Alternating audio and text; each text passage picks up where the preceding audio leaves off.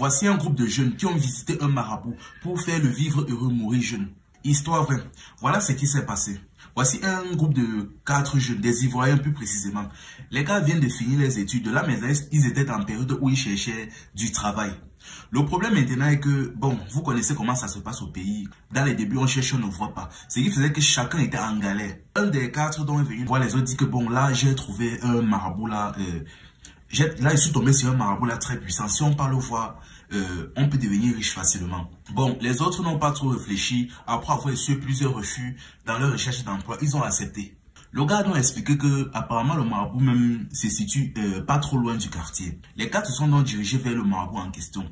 Déjà quand ils sont entrés dans la concession du marabout, ils ont vu une grande rangée de jeunes. C'est-à-dire des jeunes comme eux, dans la même tranche, à peu près dans la même tranche d'âge que eux, en rang comme ça pour visiter le même marabout. Ils se sont aussi mis dans la rangée.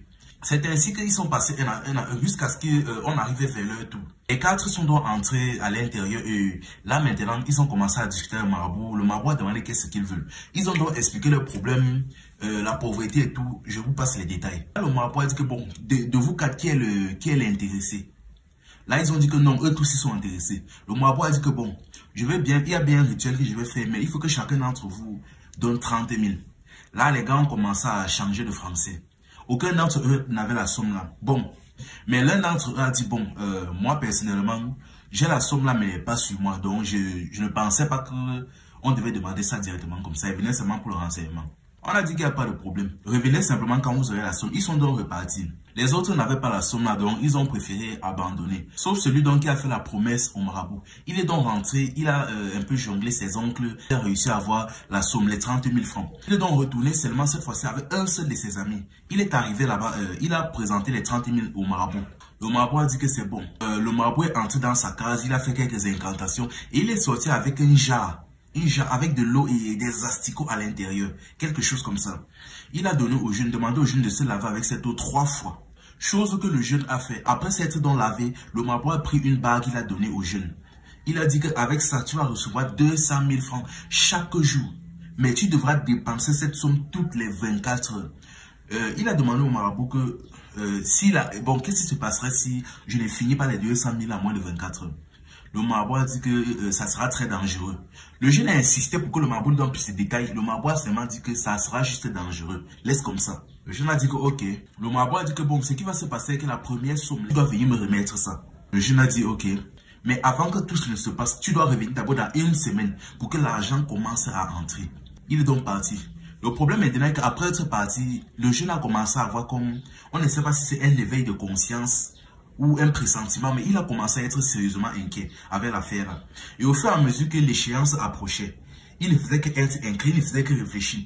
Finalement, il a appelé son ami, il a dit, gars, l'affaire si je ne suis pas serein. Je ne sais pas pourquoi, mais j'ai un mauvais pressentiment avec l'affaire qu'on est parti faire chez le marabout là. Et plus l'échéance approche, plus je suis mal à l'aise. Son ami a dit que bon, tu vas alors qu'on fasse comment? Le rituel a déjà été lancé. Il a dit que bon, tu sais quoi? On va partir chez le marabout. On va partir sur le marabout aujourd'hui. Comme ce n'est pas le jour où on doit le voir, on va partir un peu plus tôt aujourd'hui. On va se mettre un peu à distance. On va essayer de voir un peu comment ça se passe pour les autres. Si c'est bon, mes doutes vont s'arrêter là. Mais si c'est pas bon, on cherche à arrêter l'affaire là. Son ami a dit qu'il n'y a pas de problème. Ils sont donc partis dans le quartier, vers la zone où se situait le marabout. Bon, vu que le marabout était en descente, ils ont trouvé une terrasse où ils se sont mis en hauteur pour voir ce qui se passait. Déjà, à la hauteur où ils étaient, ils ont vu toujours les jeunes comme d'habitude alignés pour consulter le marabout. Bon, à un moment donné, le marabout est sorti de sa case avec quelques jeunes. Et il s'est rapidement dirigé vers un cimetière à proximité de chez lui avec les mêmes jeunes là. Et quand il est revenu avec eux, chacun d'entre eux tenait soit un canari, soit un gris-gris, soit une queue de chèvre. Chacun tenait une sorte de fétiche en eux. Et au même moment, le marabout les a dit, à partir d'aujourd'hui, votre âme appartient au diable. Là, un froid glacial a touché chacun de ceux qui étaient dans la cour, ainsi que le gars sur la terrasse en train de regarder l'affaire. Chacun d'entre eux a eu un frisson sur place. Les jeunes maintenant là, près du marabout ont commencé à s'inquiéter, dit que, hey, au diable comment? Le marabout a dit que vous êtes parti faire le rituel, non? À partir d'aujourd'hui, votre âme appartient au diable. Maintenant, et une deuxième chose, à partir d'aujourd'hui, vous ne devrez plus être ensemble. Vous devez garder au minimum 1 mètre de distance entre vous, de peur que le travail de l'un gâte le travail de l'autre. Donc à partir d'aujourd'hui, ne vous fréquentez même plus. Les jeunes étaient là sur place, mais le rituel avait déjà été fait, ils sont partis. Maintenant, quand au dernier, sur la terrasse, en train de voir ce qui se passe avec son ami, là, les gars sont restés, ils ont vu que ça avait cuit en vrai. Le gars a dit que l'affaire, c'est la notice, c'est quoi? Ça ne m'intéresse plus. Laisse seulement, je pense qu'on va arrêter l'affaire là. Je vais arrêter l'affaire là personnellement, ça ne m'intéresse plus. Ils sont donc rentrés. Les jours sont passés et la semaine où il devait rendre visite au marabout s'approchait encore et le gars était encore inquiet. Il a dit que non, il sait que l'affaire si généralement ne blague pas avec. Que si il saute peut-être sur le rendez-vous comme ça, sachant qu'il a déjà la bague et les trucs comme ça, ça peut cuire sur lui. Il a donc décidé qu'après la semaine où il devait rendre visite au marabout, il a appelé son ami, il a dit que c'est mieux qu'on parte directement voir le marabout pour qu'il gâte l'affaire là de lui-même. Il a dit qu'il n'y a pas de problème, ils sont donc dirigés chez le marabout en question. Une fois arrivés chez le marabout, ils ont expliqué au marabout que bon, nous étions là la semaine dernière et là maintenant ils sont là pour le rendez-vous. Le marabout a dit que ok, bon, vous voulez qu'on continue, non? Le gars a dit que non, finalement j'ai réfléchi et il ne suis plus chaud pour continuer. Le marabout l'a regardé, il dit que tu dis quoi? Il a dit que bon, là je ne suis plus intéressé par l'affaire, là j'ai réfléchi et franchement, ça ne me dit plus rien. Le marabout l'a regardé droit dans les yeux, il s'est levé et il a dit, tu as la chance que ton affaire s'il n'est pas allé trop loin.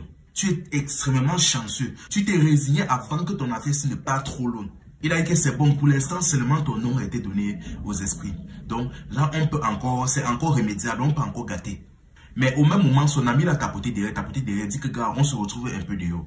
Il a demandé au marabout de patienter un peu, il échange avec son ami dehors.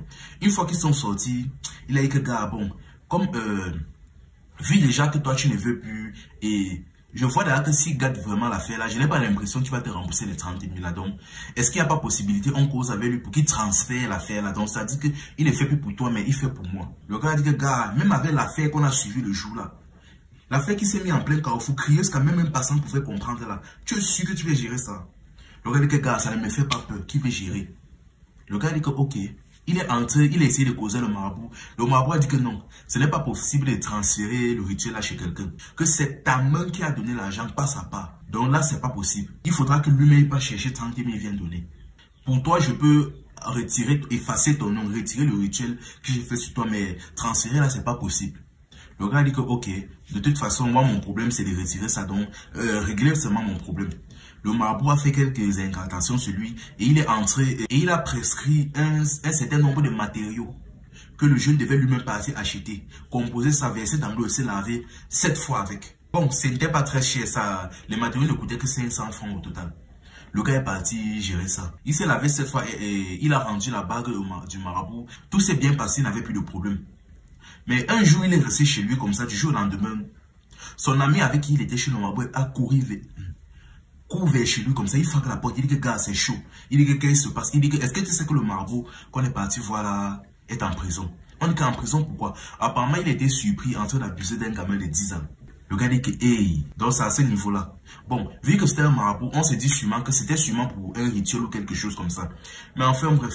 Les jeunes là, vous qui voulez le vivre heureux, mourir jeune là, sachez que c'est ça qui vous attend. L'affaire de vivre heureux, mourir jeune là, sachez que c'est ça qui vous attend. Et si vous avez bien suivi l'affaire, c'est après avoir fait le rituel fini que le marabout s'est mis en plein carrefour. Il vous dit cache qu'à partir d'aujourd'hui, votre âme appartient au diable. Et il dit ça à haute et intelligible voix, de telle manière que même les passants aux alentours comprennent et se tournent et vous voient. Voilà ça là-bas, comme vous voulez la facilité. Enfin bref, c'était un vrai amusement. Ici on s'informe et on s'amuse. Et pour toute personne ayant besoin d'une publicité ou d'un placement de produit, contactez-moi par le numéro qui se situe juste ici ou en bio.